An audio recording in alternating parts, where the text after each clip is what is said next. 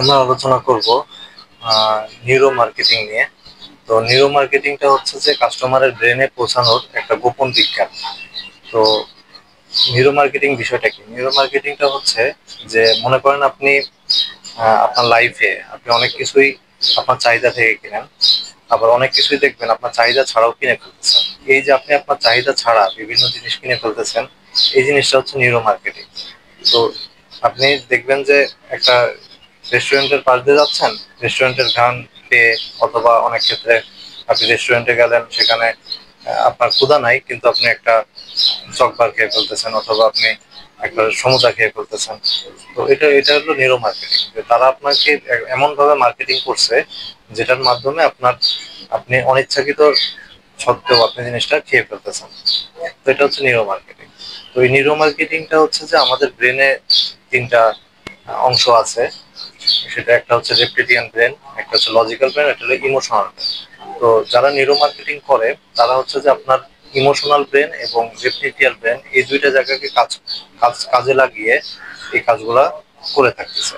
তো আমাদের যে ইমোশন আছে, আমাদের যে আবেগ আছে, বা আমাদের যে ভয় আছে, বা আমাদের যে চাহিদা আছে, এই এই জিনিসগুলোকে তারা হলো চিহ্নিত করে তারা মার্কেটিং গুলো করে। যেমন হচ্ছে আপনি মনে করেন একটা কাচ্চির দোকানের পাশ দিয়ে যাচ্ছেন, দেখবেন যে হচ্ছে সেখানে কাচ্চির ঘ্রাণ পাওয়া যায়। এই ঘ্রাণের কারণে এটা কিন্তু আপনার ব্রেনে একটা ইমোশনাল একটা কাজ করে। এই ইমোশনাল কাজ করার ফলে আপনি দেখা যায় সেটা খাওয়ার জন্য একটা ইচ্ছা হয়। এরকম যখন প্রায় যাবেন সেই দোকানের পাশ দিয়ে, দেখবেন যে কোনো কোনো না কোনো একদিন আপনি সেখানে ঢুকে খাবারটা খেয়ে ফেলতেছেন। এগুলো হচ্ছে যে নিউরো মার্কেটিং।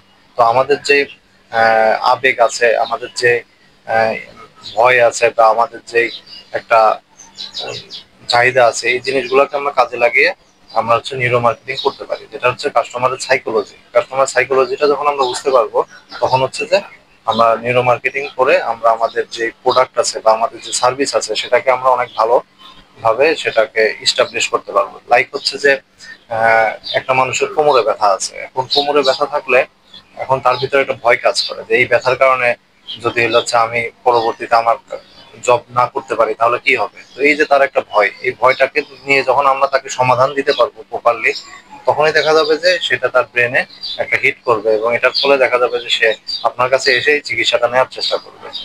তো আসলে বর্তমান যুগটা হচ্ছে যে শুধু অ্যাডভার্টাইজিং করলেই হবে না, এটা বর্তমান যুগটা হচ্ছে ব্রেন দখলের যুগ। আমরা যত মানুষের ব্রেন দখল করতে পারবো, তত বেশি হচ্ছে যে আমরা হচ্ছে আমাদের যে প্রোডাক্ট বা সার্ভিসে সেটাতে তত ভালো করতে পারবো।